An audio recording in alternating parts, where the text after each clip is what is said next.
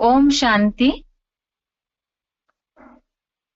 भगवत गीता श्लोक क्लास में आज का श्लोक है चौथे अध्याय का 37 नंबर श्लोक, अध्याय 4, श्लोक नंबर 37। श्लोक है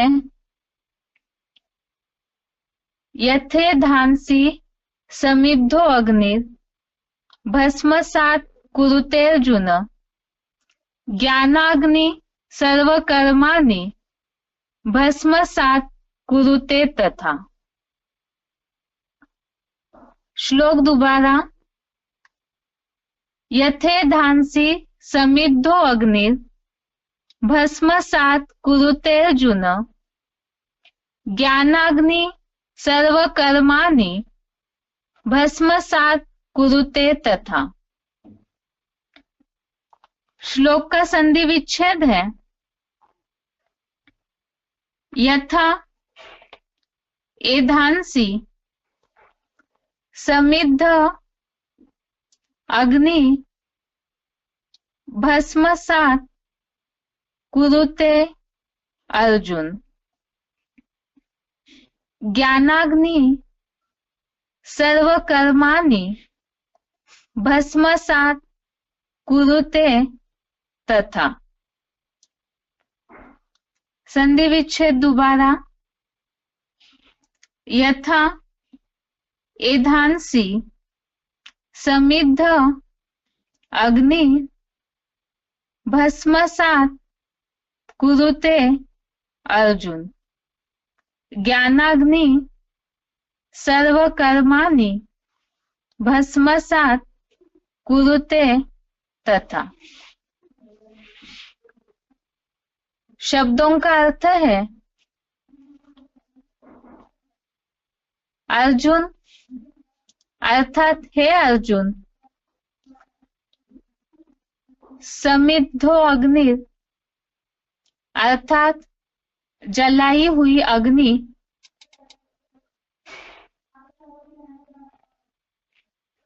यथे धांसी अर्थात जिस रीति ईंधन को, भस्मसात अर्थात जलाकर राख, कुरुते अर्थात कर देती है, तथा अर्थात वैसे ही, ज्ञानाग्नि अर्थात ज्ञानाग्नि, सर्वकर्माणि अर्थात सब कर्मों को, भस्मसात अर्थात भस्म, कुरुते अर्थात कर देती है। शब्दों का अर्थ दोबारा। अर्जुन अर्थात हे अर्जुन, समिद्धो अग्नि अर्थात जलाई हुई अग्नि, यथे धांसी अर्थात जिस रीति ईंधन को, भस्मसात अर्थात जलाकर राख, कुरुते अर्थात कर देती है, तथा अर्थात वैसे ही, ज्ञानाग्नि अर्थात ज्ञानाग्नि, सर्वकर्माणि अर्थात सब कर्मों को, भस्मसात अर्थात भस्म, कुरुते अर्थात कर देती है। श्लोक का अर्थ है हे अर्जुन, जलाई हुई अग्नि जिस रीति ईंधन को जलाकर राख कर देती है, वैसे ही ज्ञानाग्नि सब कर्मों को भस्म कर देती है। इस श्लोक का टॉपिक ही चल रहा है ज्ञान की महिमा के संबंधित, इसलिए ज्ञान की महिमा, ज्ञान का महत्व यहाँ बताया है। कल के श्लोक में जैसे बताया कि ज्ञान रूपी नवैया से पाप समुद्र को, विषय सागर को, विषय वैतरणी नदी को, पुरानी पापी दुनिया से पार करके नई दुनिया में जाते हैं। इसी तरह आज के श्लोक में बात बताई, जैसे अग्नि ईंधन को जलाकर राख कर देती है, इसी तरह से ज्ञान की अग्नि सब कर्मों को भस्म कर देती है। इस बात को ही समझने के लिए एक बार क्लैरिफिकेशन का अर्थ भी देखेंगे।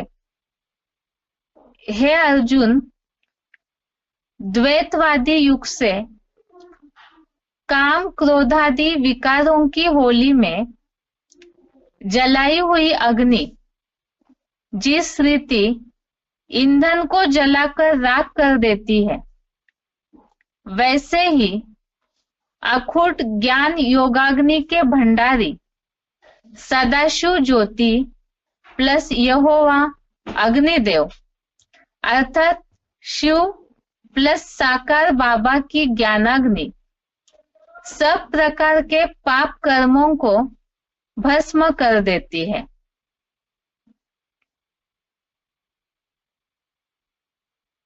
यहाँ बात आई है, इसके पहले भी हमने तीसरे अध्याय में काम क्रोध संबंधित बातें देखी।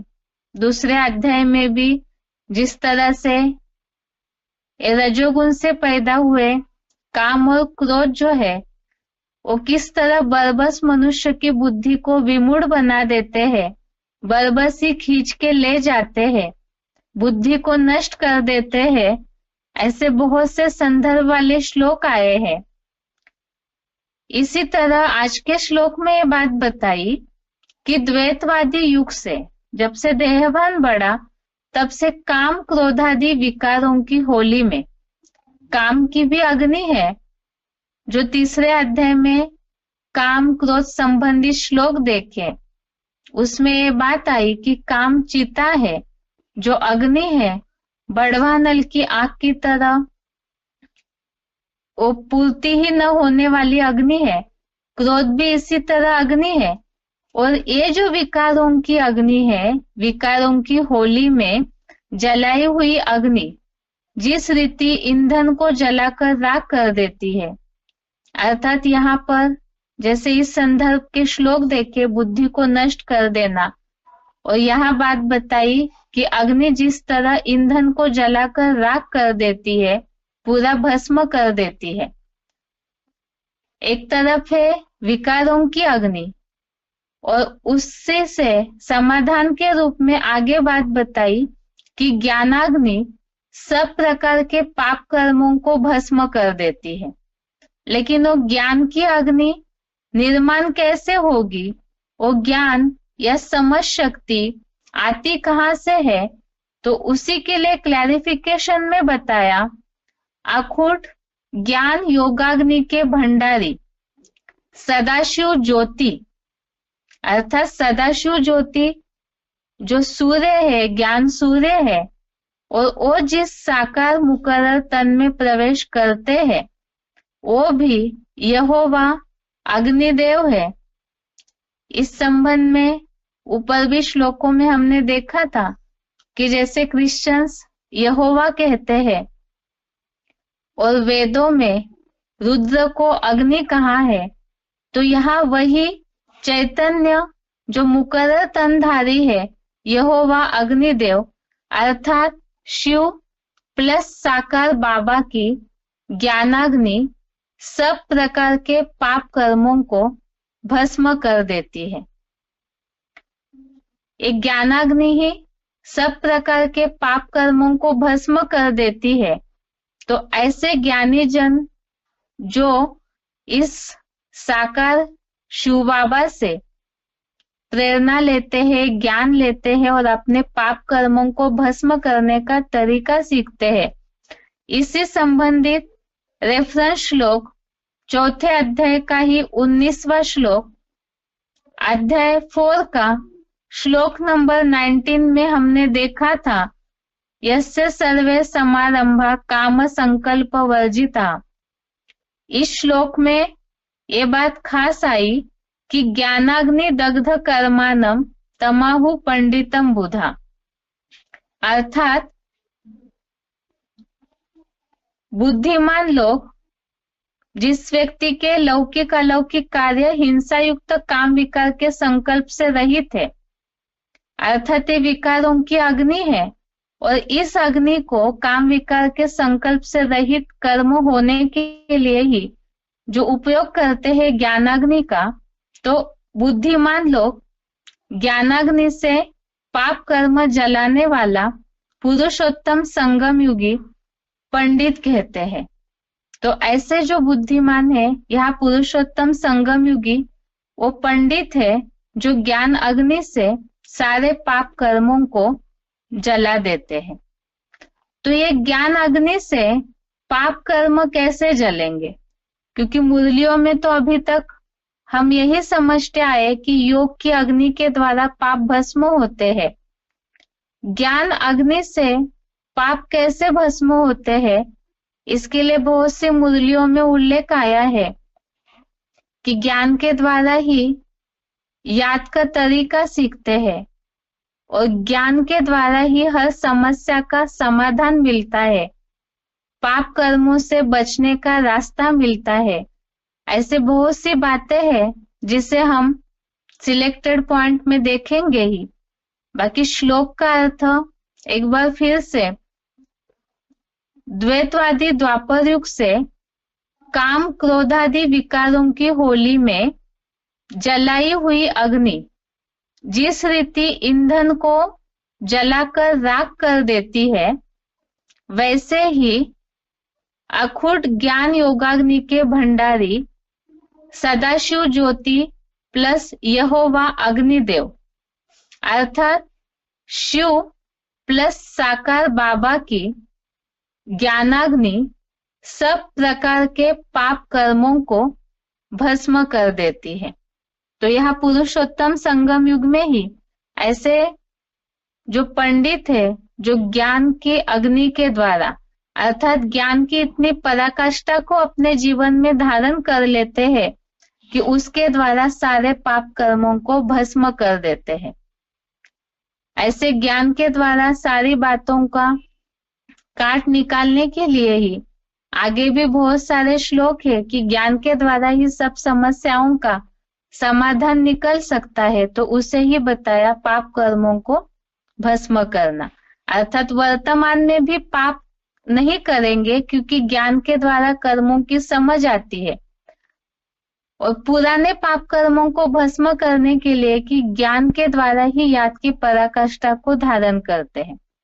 इस श्लोक का अर्थ है, एक बार इसका उच्चारण समझ सुनते हैं, उसके बाद पॉइंट्स।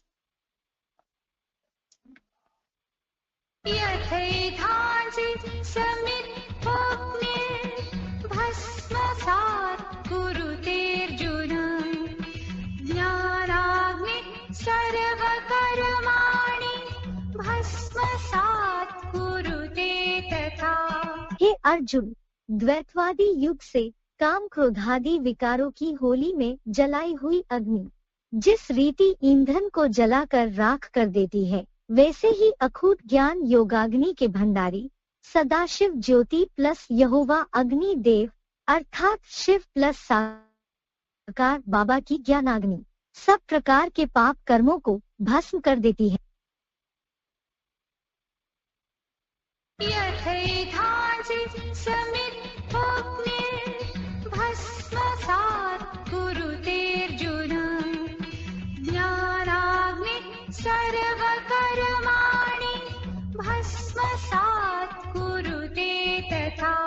हे अर्जुन, द्वैतवादी युग से काम क्रोधादि विकारों की होली में जलाई हुई अग्नि जिस रीति ईंधन को जलाकर राख कर देती है, वैसे ही अखूट ज्ञान योगाग्नि के भंडारी सदाशिव ज्योति प्लस यहोवा अग्नि देव अर्थात शिव प्लस साकार बाबा की ज्ञानाग्नि सब प्रकार के पाप कर्मों को भस्म कर देती है।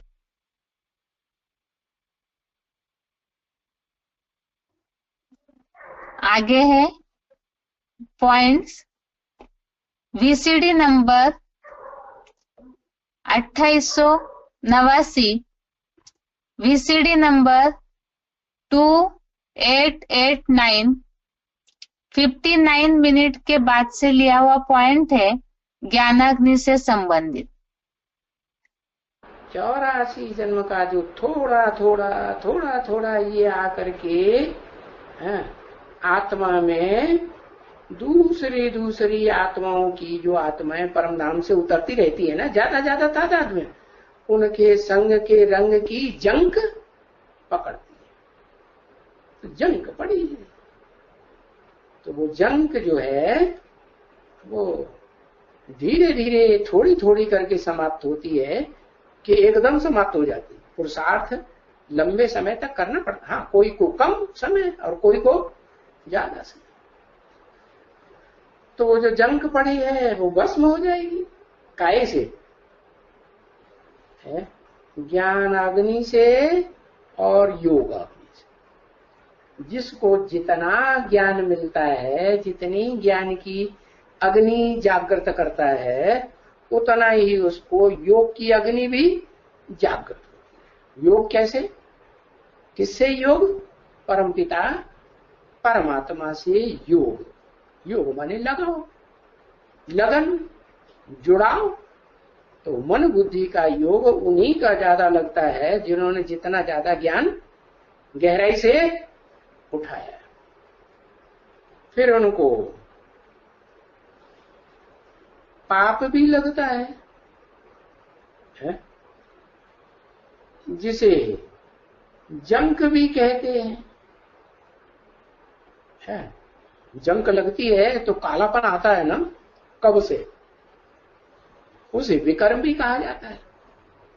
वि माने विपरीत, कर्म माने कर्म। जो कर्म करना चाहिए ज्ञान इंद्रियों से सुख लेने का, वो नहीं करते। क्या करते हैं? जो अज्ञान की इंद्रियां है ना, और उनमें भी जो सबसे मुखिया है कौन? काम इंद्रिय। उसका सुख लेने की तांत लगी रहती है। लगी रहती है कि नहीं? हाँ। तो वो कर्म इंद्रिय जो है वो पाप कर्म कराएगी या पुण्य कराएगी? पाप कर्म ही कराएगी। पाप कैसे होता है? दुख देने से पाप कर्म होता है और दुख लेने से भी पाप कर्म होता है। न दुख देना है न दुख लेना है। आगे का पॉइंट है वार्तालाप नंबर 1705, डिस्कशन नंबर 1705, 47 मिनट के बाद से लिया हुआ पॉइंट है ज्ञानाग्नि दग्ध कर्मानम, अर्थात हर समस्या का समाधान ज्ञान से ही निकालेंगे। ज्ञान में तो योग को अग्नि कहा जाता है। हाँ जी। और गीता में ज्ञान को अग्नि ऐसा भी कहा गया है। दोनों ही अग्नि है। ज्ञानाग्नि दग्ध पर कर्माणम, जो संपूर्ण ज्ञानी होता है वो ज्ञान में ही सारे अपने पाप कर्मों को भस्म कर सकता है। वो कैसे? इतना मनन चिंतन मंथन में रहेगा कि कोई भी समस्या आएगी ज्ञान के आधार पर तुरंत हल कर लेगा। समस्या का समाधान स्वरूप बनेगा, कभी भी समस्या स्वरूप नहीं बनेगा। अपनी समस्याएं तो कोई होंगी ही नहीं, औरों की समस्याओं को समाधान करने वाला बनेगा। और दूसरे एक श्लोक में कहा गया है कि ज्ञानी से योगी श्रेष्ठ है। तो इसलिए तुम श्रेष्ठ योगी बनो, ऐसा बताया ना। तो अभी ज्ञान भी अग्नि है और योग भी अग्नि है, दोनों से हल हो सकता है। तो योग आसान है या ज्ञान आसान है? ज्ञान माने समझ। समझ अगर होगी, ज्ञान होगा, तभी तो। बाप का ज्ञान है नहीं, बाप का ज्ञान है नहीं, योग किससे लगाओगे? याद आएगी? पर योग ही मुख्य है। ज्ञानाध्यानम विशेषते, ज्ञान से ध्यान विशेष है। ध्यान माने योग, उसमें एकाग्रता होती है। ज्ञान में उतनी एकाग्रता नहीं है जितनी योग में एकाग्रता है।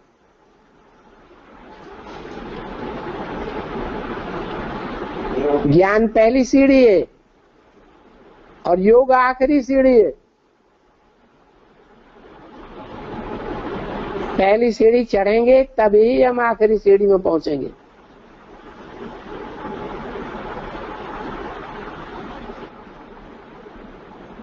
ये भी है ना कि जो ज्ञान को नहीं जानते, जैसे बाप को नहीं जानते, नहीं, ज्ञान को जो समझ नहीं, ज्ञान माने जानना। नहीं, ये जो कहा गया है कि जो बूढ़ी बूढ़ी माताएं होते हैं उनको ज्ञान इतनी अच्छी, इतना बूढ़ी माताएं जरूर हैं, लेकिन उनको इतना जरूर निश्चय हो गया कि हम बिंदु आत्मा है और मेरा बाप शिव बाप भी बिंदु है और वो बिंदु किस तन में काम कर रहा है।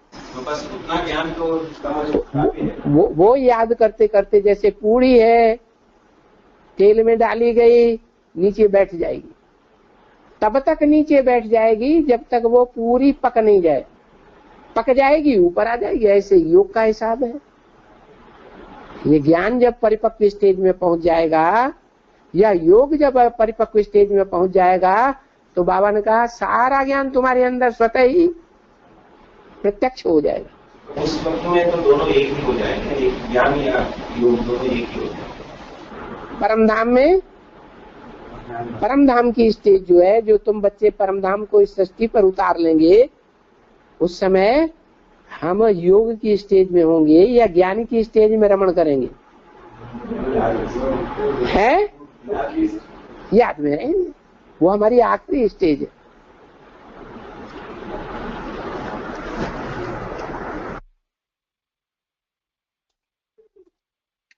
आगे का पॉइंट है VCD number 3064, VCD number 3064, 9 minute के बाद से लिया हुआ पॉइंट है ज्ञानाग्नि अर्थात ज्ञान शिक्षा पर चढ़ने का तरीका। ये ज्ञान शिक्षा पर चढ़ने से सतो प्रधान बने। ये ज्ञान की ज्ञानाग्नि की चिता है। हाँ, और तमो प्रधान बने काम चित्ता पर बैठने से। ये तो समझ गए ना। तो अब क्या करें? काम शिक्षा से उतर करके ज्ञान शिक्षा के ऊपर चढ़े। क्या 24 घंटे जब कलयुग में नीचे उतर गए अंतिम जन्म में, तो काम की ही आग लगी रहती 24 घंटे। अब क्या करें? अब ज्ञान ही ज्ञान बुद्धि में फिरता रहे, काम विकार की कोई भी संकल्प न चलने पाए। उसके लिए तरीका क्या बताया? हाँ, कैसे होगा कि हर समय काम शिक्षा से बुद्धि उतर करके ज्ञान शिक्षा पर चढ़ी रहे। उसके लिए तरीका क्या है?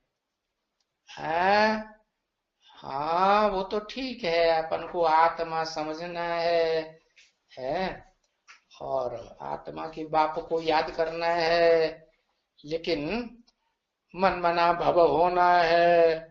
तो आत्मा के बाप को तो मन है ही नहीं है। मन किसको है? मन मना भव। फिर कैसे हुआ मन मना भव? है तो आत्माओं का बाप जिस मन वाले में, दिन वाले में प्रवेश करता है मुकर्रर रूप से, उसका ज्ञान होना चाहिए ना। और पक्का ज्ञान होना चाहिए कि कच्चा ज्ञान होना चाहिए? है पक्का ज्ञान होना चाहिए। कोई पूछे हमें समझाओ तो हम दूसरे को भी बता सकें क्या कि ये है शिव बाप का मुकर्रर रथ। जब तक खुद ही नहीं जाना है तो दूसरों को कैसे बतावेंगे? तो बताया इसके लिए फिर ज्ञान शिक्षा पर चढ़ना पड़े। ज्ञान शिक्षा पर 24 घंटे सोते जागते ज्ञान के ही संकल्प चलते रहे, वो कैसे चलेंगे? बाबा ने मिसाल दिया। अब कपड़ा बेचने वाला होता है ना, सारा दिन क्या करता है? कपड़ा बेचता है रात में सोते सोते अपनी धोती फाड़ देता है। तो क्या करना है? सारा दिन बाबा की दुकान खोल के बैठना है, सवेरे से लेके शाम तक ओना लगा रहे। खाना भी तब खाना है जब दो चार को संदेश दे देना, और जितना संदेश देंगे, जितना ज्ञान सुनाएंगे, उतना तुम बड़ी राजा बनेंगे।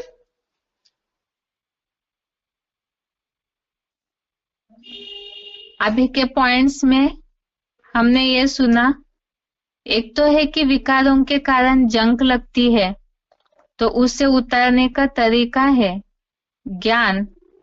दूसरे पॉइंट में जैसे बात आई कि ज्ञानाग्नि से कैसे समाधान होता है, ज्ञानाग्नि आखिर है क्या, जिसके लिए शिव बाबा ने बताया है कि हर समस्या का समाधान ज्ञान से ही निकालेंगे। अब योग से पाप कर्म भस्म होते हैं, लेकिन याद अच्छे से करने के लिए भी ज्ञान अर्थात समझ की आवश्यकता है। और अभी के पॉइंट में जैसे बात आई कि ज्ञानाग्नि अर्थात एक ज्ञान की अग्नि जलेगी कैसे, जो काम चिता से उतरकर, कामाग्नि से उतरकर ज्ञान चिता पर, ज्ञान अग्नि पर कैसे चढ़ना है, तो उसका तरीका बताया। एक तो मन मना भव, और दूसरा बताया सुबह से शाम तक ज्ञान की ईश्वरीय सेवा करते रहेंगे। जो उदाहरण दिया मुरली में कि दिन भर में किसी न किसी को 4-5 को संदेश दिए बिना खाना भी नहीं खाना है, तो ऐसे अगर ज्ञान की सेवा करते रहेंगे तो ज्ञान का मंथन चलता रहेगा लगातार। कोई भी दुनियावी संकल्प, कोई भी विकारी संकल्प आएंगे ही नहीं।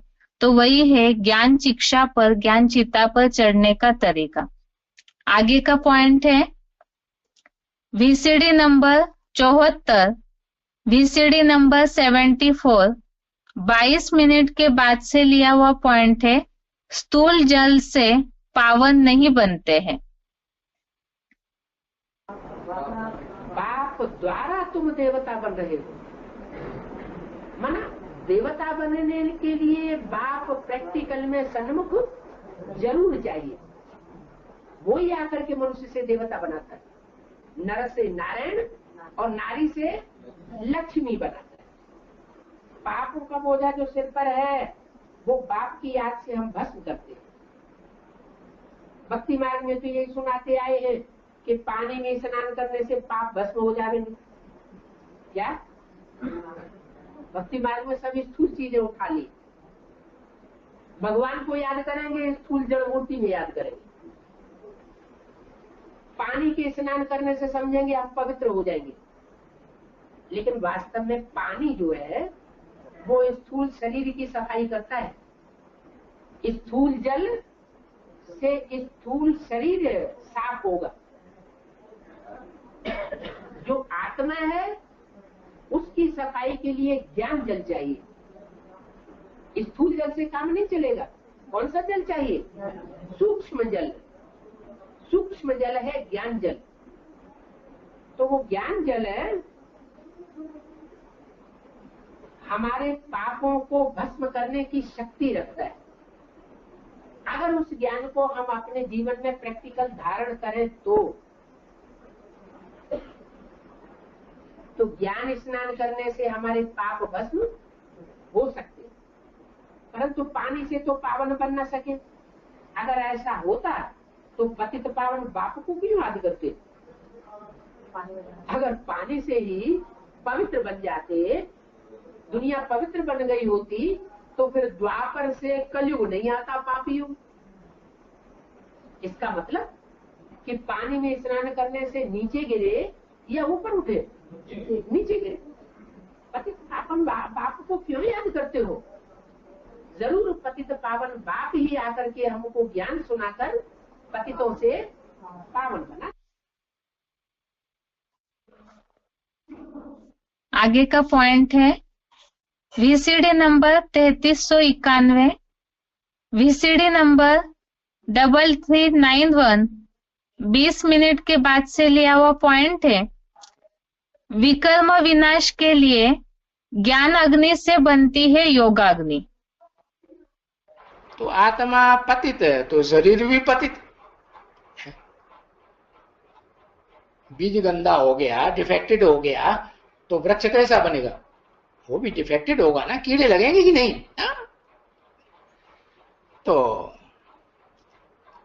हो गया सांवरा आखिरी जन्म। तो बाप बैठ करके फिर आकर के ज्ञान चिच्छा पर चढ़ाते हैं किसको? उस मुकर्ररतधारी को जो अंतिम जन्म में सबसे जास्ती सांवरा बनता है। सब धर्म पिताओं से जास्ती सांवरा और सब धर्म पिताओं के मुकाबले सबसे जास्ती गोरा। एक ही जन्म में कि 2-4 जन्मों में? एक ही जन्म में बनता है। हाँ, तो फिर सुप्रीम सोल आत्माओं का बाप बैठ करके फिर ज्ञान चिच्छा पर उसे चढ़ाते हैं। किस लिए? है? कि ज्ञान जल में स्नान करते करते क्या बन जाए? गोरा बन जाए। काम चिच्छा पर अभी चढ़े हुए हैं, जन्म जन्मांतर के काले बन गए, और ज्ञान चिच्छा पर चढ़ने से तो गोरे बनेंगे ना। तो इसको कहते हैं ज्ञान की चिता, ज्ञान अग्नि।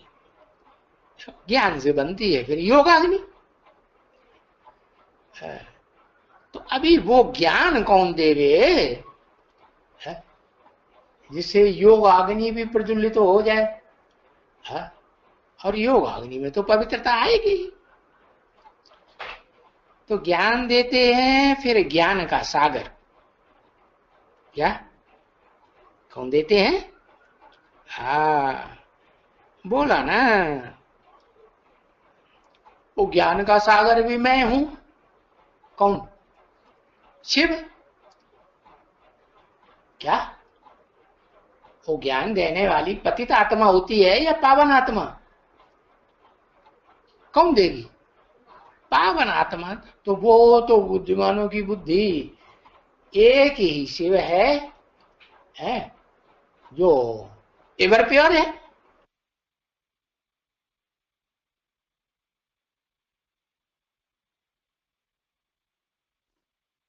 अभी के दोनों पॉइंट में जैसे बात आई, स्थूल शरीर तो स्थूल जल से साफ हो सकता है, लेकिन पाप कर्मों का मेल जो आत्मा पे चढ़ा है तो उसके लिए ज्ञान जल की आवश्यकता है। और वो ज्ञान जल सूक्ष्म है, जैसे पाप कर्मों के कारण जो आत्मा पे जंग चढ़ी हुई है। इसी तरह से ज्ञान अग्नि के लिए बताया कि ज्ञान अग्नि के द्वारा, एक ज्ञान जल के द्वारा ही पतित से पावन कैसे बनेंगे। तो ज्ञान अग्नि के द्वारा ही योग अग्नि बनती है, और विकर्म विनाश के लिए वो अग्नि की आवश्यकता है। आगे का पॉइंट है VCD number 2820, VCD number 2820 34 minute के बाद से लिया हुआ पॉइंट है ज्ञानाग्नि और योगाग्नि से खाद निकलने के बाद ही सच्चा सोना बनेंगे।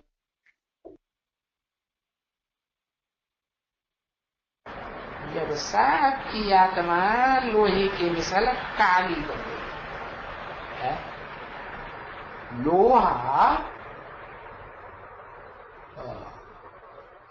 ज्यादा कड़क होता है या सोना ज्यादा कड़क होता है? मुलायम कौन सा होता है?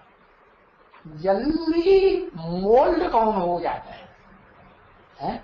लोहा। हाँ, सोना मोल्ड हो जाता है। सो भी तीव्र अग्नि में डालते हैं तो मोल्ड होता है। ये है योगाग्नि, ज्ञानाग्नि।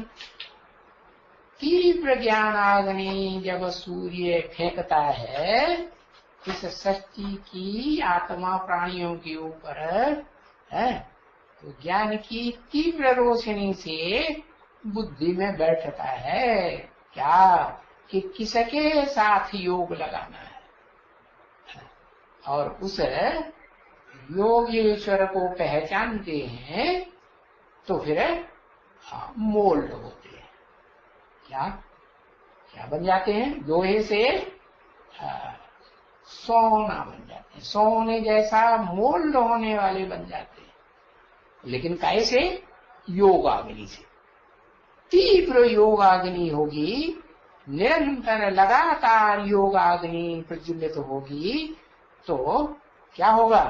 सोना सच्चा बनेगा, उसमें से सारी खाद लोहे की पड़ी हो, कलयुग में द्वापर में तांबे की खाद पड़ी हो, त्रेता में चांदी जैसी आत्माएं ढेर की ढेर उतरती हो उनकी पड़ी हो, या सतयुग में कुछ कम कला वाली आत्माएं सोने जैसी उतरी हो उनका संग का रंग लगा हो, वो सारा संग का रंग तब उतरता है जब निरंतर तीव्र अग्नि में, योगाग्नि में पकते।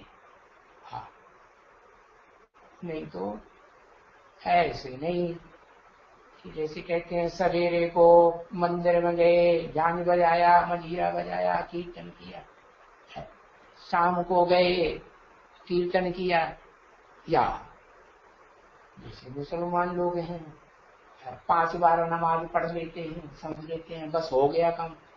ऐसे नहीं, लगातार निरंतर धूनी लगी रहे। जैसे वो कोई साधु होते हैं ना, जंगल में रहते हैं एकांत में, और रात दिन धूनी जमाए रहते हैं आग की। क्यों? कोई जानवर आकर के आक्रमण न कर दें, तो ये माया रावण रूपी जानवर है, ये घड़ी घड़ी आक्रमण। लगातार योगाग्नि में रहेंगे, ज्ञान अग्नि प्रज्वलित रहेगी, तो कोई का आक्रमण वो दूर से ही भाग जाएंगे। जंगल में जानवर जहां देखते हैं आग जल रही है तो भागते हैं कि रुकते हैं? भाग। तो ये भी कोई को पता नहीं पड़ता है क्या?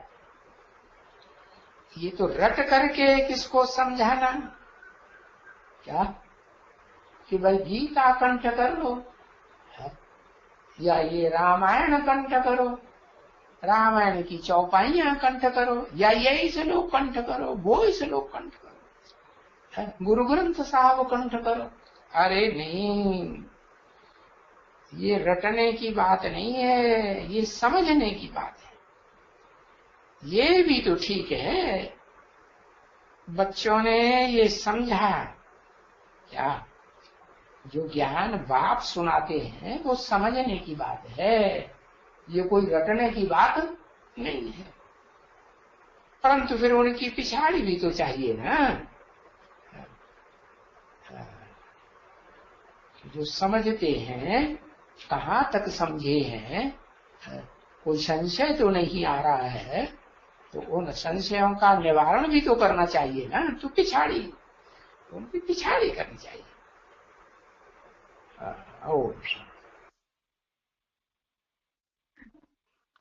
अभी के पॉइंट में जैसे बताया, एक तो जो जन्म जन्मांतर की खाद चढ़ी हुई है आत्मा पर संख्या रंग की, तो उसे उतारने के लिए योगाग्नि चाहिए, और एक ज्ञान अग्नि, योगाग्नि।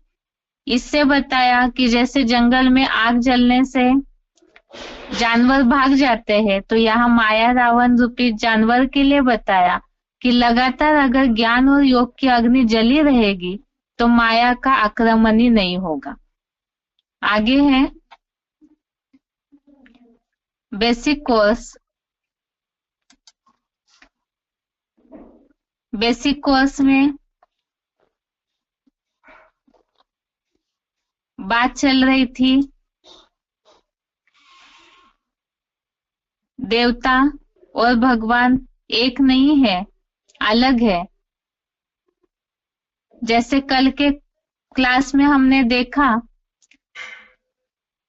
परमपिता शिव के साथ एक मूर्ति का नाम जुड़ा हुआ दिखता है, शंकर महादेव का, लेकिन वास्तव में शंकर भी भगवान नहीं है, क्योंकि बोलते समय ही भक्ति मार्ग में कहा जाता है महादेव शंकर के लिए वो त्रिदेवों में से एक है, अर्थात त्रिदेव में ही देव शब्द जुड़ा हुआ है, अर्थात तो देवता है।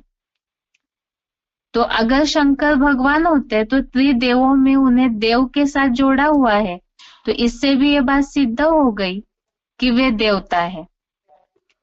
और देवताएं जो है वो भगवान नहीं है, देवता और भगवान में अंतर है।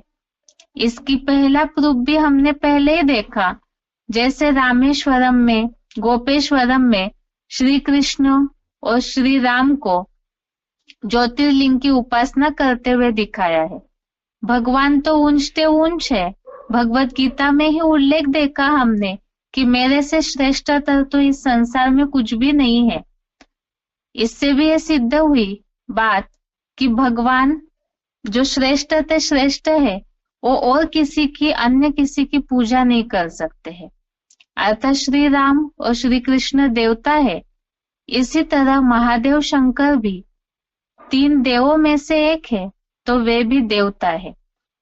अभी फिर बात आती है कि भगवान ऊंचते ऊंच है, तो फिर देवता और भगवान में अंतर आखिर क्या है? पहली बात तो हम देखते हैं, जैसे देवता जब शब्द आता है तो भक्ति मार्ग में मान्यता प्रचलित है 33 करोड़ देवताएं कहते हैं। 33 करोड़ देवताओं में जैसे त्रिदेव ज्यादा ऊंचे माने गए हैं। बाकी देवताएं शब्द कहते समय ही अनेक वचन, बहुवचन में ही यूज किया हुआ शब्द है।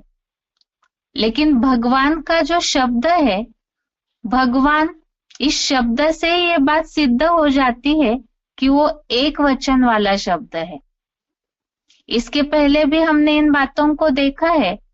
भगवान के लिए कहते समय ही कहते हैं सबका मालिक एक है, गॉड इज वन, भगवान एक है, सत्य एक ही होता है। तो इसी तरह से भगवान भी एक ही है।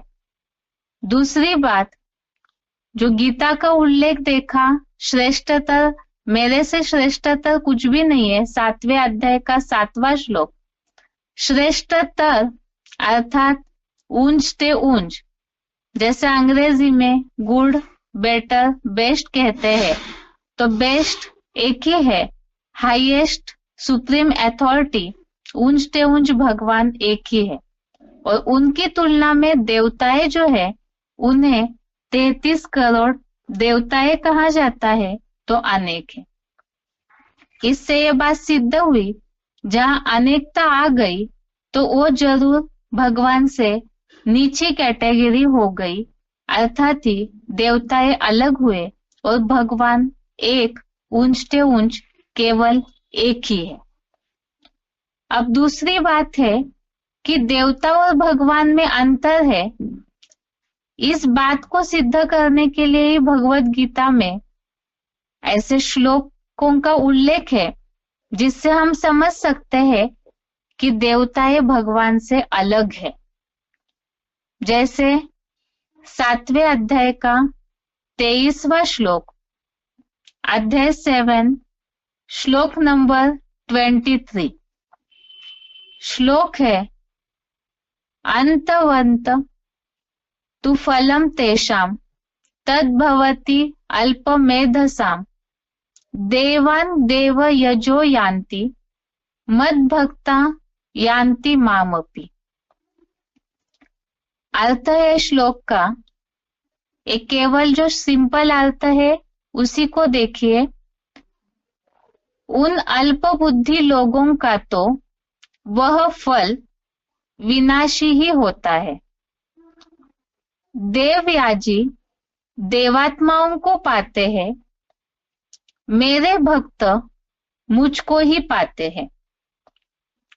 यहाँ श्लोक के भावार्थ में दो अलग बातों का उल्लेख आया हुआ स्पष्ट दिखने में आता है। एक तो अल्प बुद्धि लोगों का, वह फल विनाशी ही होता है, अर्थात जो अल्प बुद्धि लोग जो भी भक्ति मार्गीय क्रिया कर्म करते हैं, भक्ति करते हैं, तो उन्हें जो फल मिलता है उसका रिजल्ट बताया, देवयाजी देवात्माओं को पाते हैं, अर्थात देवताओं की भक्ति करने वाले देवात्माओं को पाते हैं और मेरे भक्त मुझको ही पाते हैं। तो यहाँ अंतर भगवान ने स्पष्ट बताया। ये तो हम लंबे समय से भगवत गीता के आधार से ही बेसिक कोर्स देख रहे हैं और भगवत गीता को ही एक ऐसा हिंदू धर्म का शास्त्र है जिसमें भगवान उवाच की उपाधि मिली है। भगवान ने ही ये भगवत गीता की सारी बातें मनुष्य जीवन के परिवर्तन के लिए बताई है। इस आधार से यहाँ पर भगवान भक्तों को उनके फल का रिजल्ट बता रहे कि जो देवताओं की भक्ति करने वाले हैं, देवयाजी देवात्माओं को पाते हैं।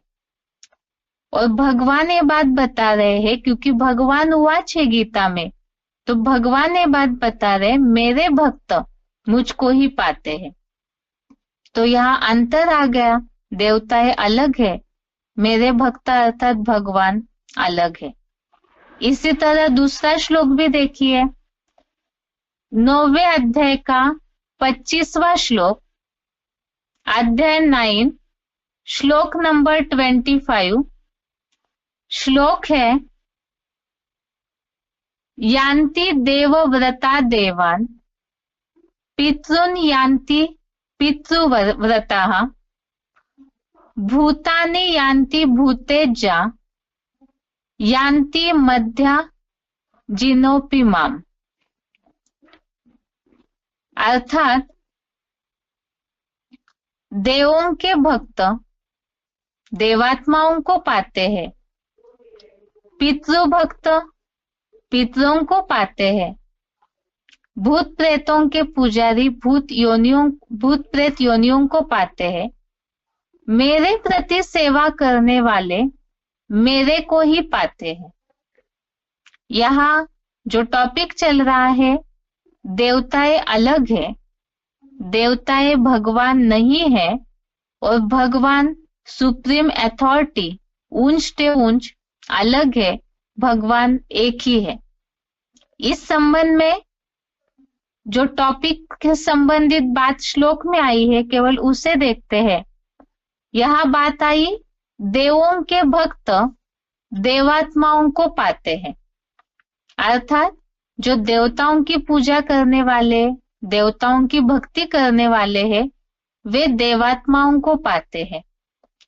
और दूसरी बात का उल्लेख आया, मेरे प्रति सेवा करने वाले मेरे को ही पाते हैं, अर्थात भगवान को पहचान कर भगवान एक है, ऊंच से ऊंच है, इस बात को समझने वाले जो भक्त है वो मेरे प्रति अर्थात भगवान के प्रति सेवा करने वाले मेरे को ही पाते हैं। इन श्लोकों से ये बात तो सिद्ध हो गई, देवताएं और भगवान अलग है और साथ में ही उनके भक्त और उनकी प्राप्ति भी अलग है।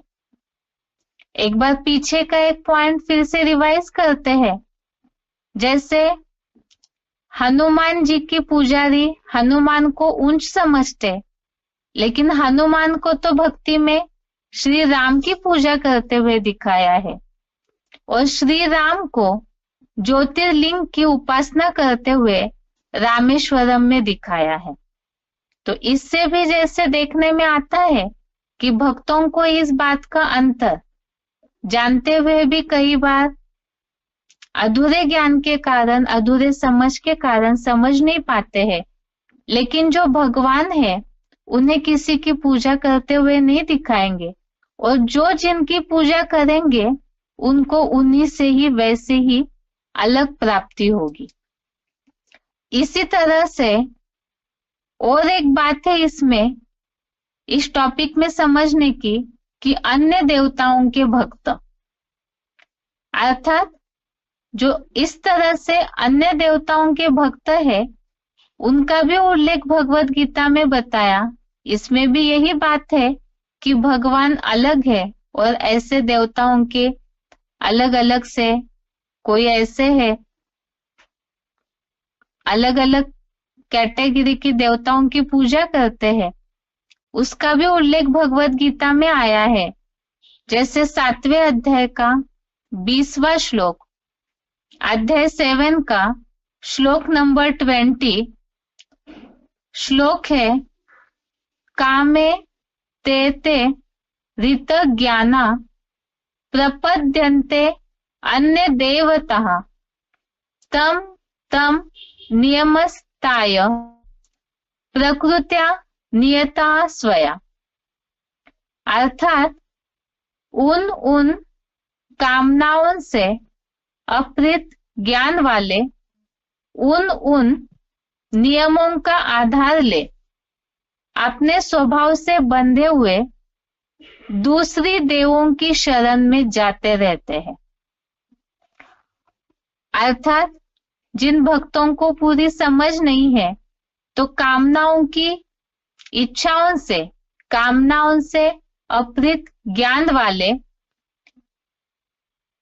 ऐसे हैं जो अपने स्वभाव से बंधे हुए दूसरी देवों की शरण में जाते हैं। तो यहाँ दूसरे देवों के अलग अलग देवताएं हैं। यहाँ बात जो आई पहले उल्लेख किया, एक तो 33 करोड़ देवताएं, अर्थात देवताएं अनेक है, भगवान एक है।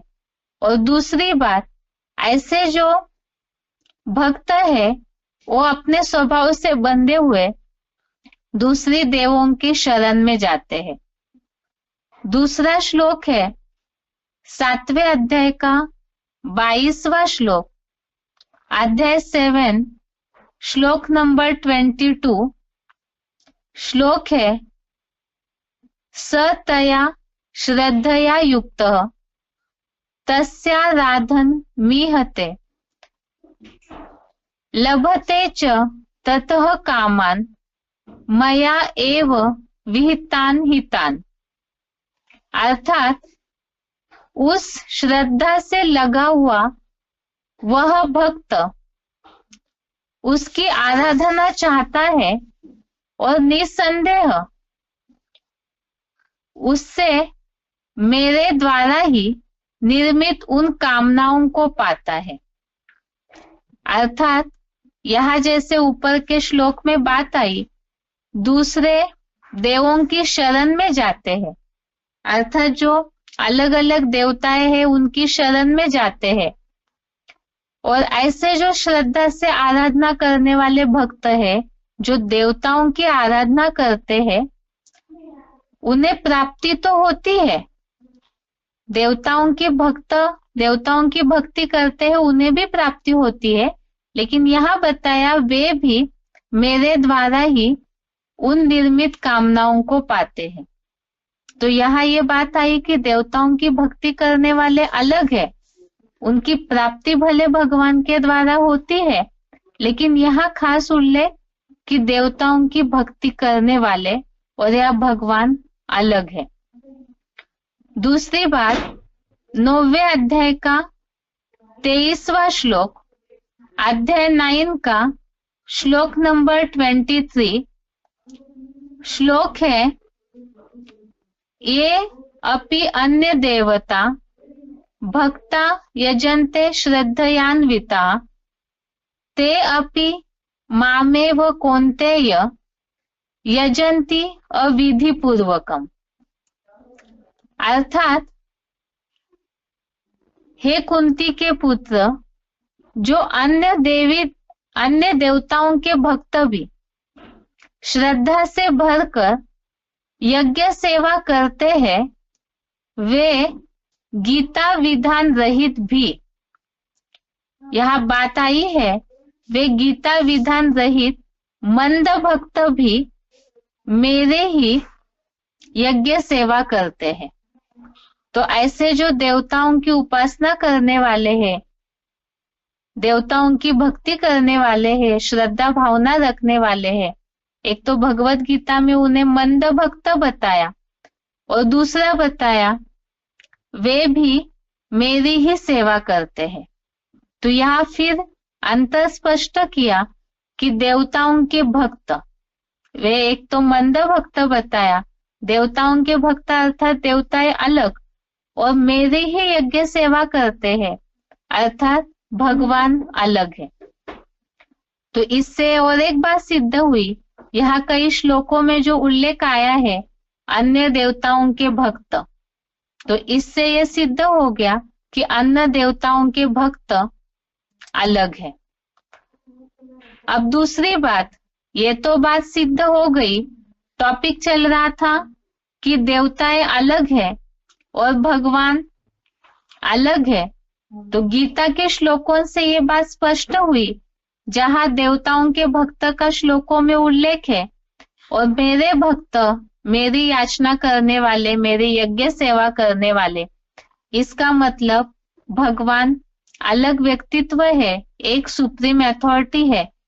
और दूसरी बात, देवताएं भगवान नहीं है, इस बात को ही सिद्ध करने के लिए भगवत गीता में ऐसे श्लोक आए हैं कि देवताएं भी भगवान को नहीं जानते हैं।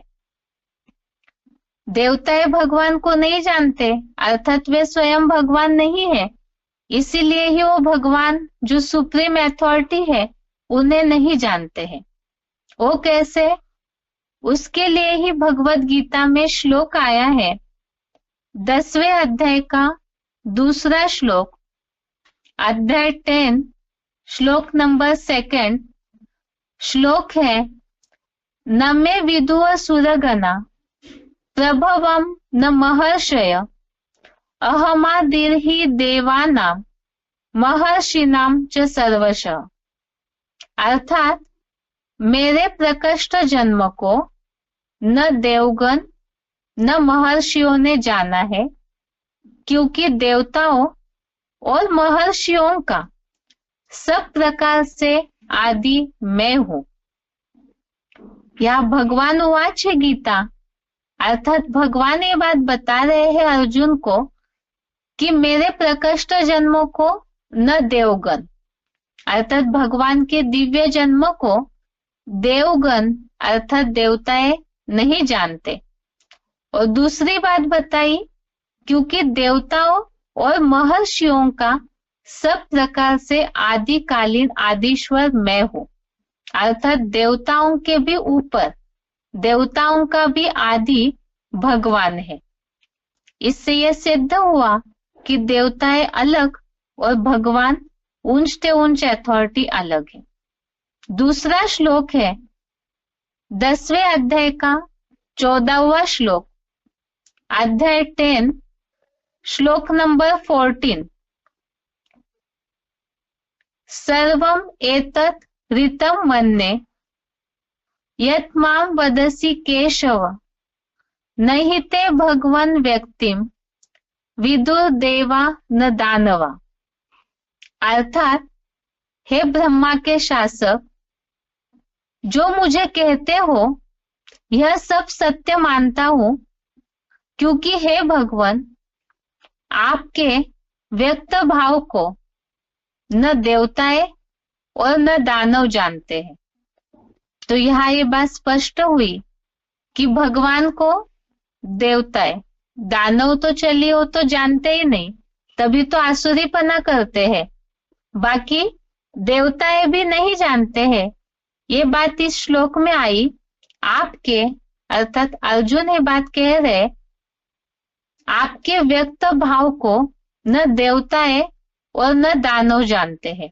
तो यहाँ भी देवताएं भगवान को नहीं जानते हैं, अर्थात देवताएं अलग है और भगवान अलग है, इसीलिए देवताएं भी भगवान को यथार्थ रीति या भगवान को नहीं जानते हैं।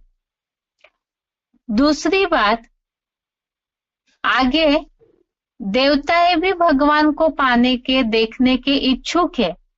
इस बात को ही भगवत गीता में उल्लेख किया है जरूर देवताओं से भगवान श्रेष्ठ से श्रेष्ठ ऊंची अथॉरिटी है, इसीलिए वो भी देखने की इच्छुक है। 11वें अध्याय का 52 नंबर श्लोक, अध्याय 11 श्लोक नंबर 52।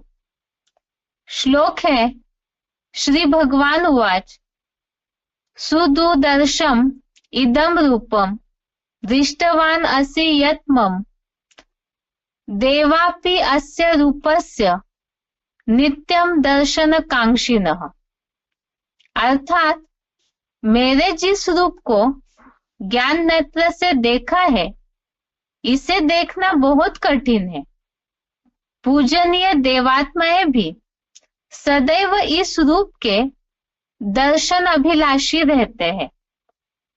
तो इसमें यह बात स्पष्ट हुई कि देवताएं भी, भले ही मनुष्य भक्त लोग देवताओं की पूजा करते हैं, जैसे अभी के श्लोकों में हमने देखा कि अन्य देवताओं के भक्त भी है जिन्हें मंद भक्त बोला, तो इसलिए यह उल्लेख हुआ कि पूजनीय देवात्माएं हैं। लेकिन ऐसे देवात्माएं भी सदैव भगवान के, यह विराट रूप की बात हो रही है 11वें अध्याय में, तो भगवान के रूप को देखने के, दर्शन के अभिलाषी इच्छुक होती है देवात्माएं। तो इससे भी सिद्ध हो गया कि देवताएं भगवान को नहीं जानते हैं, देवताएं अलग है, भगवान अलग है। इसीलिए ही देवताएं भी भगवान को देखने के इच्छुक है। और बाकी के 10वें अध्याय के ही 2 और 14वें श्लोक में ये बात स्पष्ट हुई है कि देवताओं का भी आदिकालीन आदिश्वर भगवान है और देवताएं भी भगवान को नहीं जानते हैं। तो इससे ही ये बातें स्पष्ट हो गई कि देवताएं और भगवान अलग है। इसके अलावा और भी बातें हैं, जैसे भगवान ऊंच से ऊंच है, इसीलिए ही देवताओं के मंदिर और भगवान का जो मंदिर बनता है, भक्त लोग पूजा करते हैं, उसमें और एक खासियत देखने में आती है। लेकिन वो क्या खासियत है, उसे अगले क्लास में देखते हैं। आज के लिए गीता क्लास यहाँ तक ही। ओम शांति।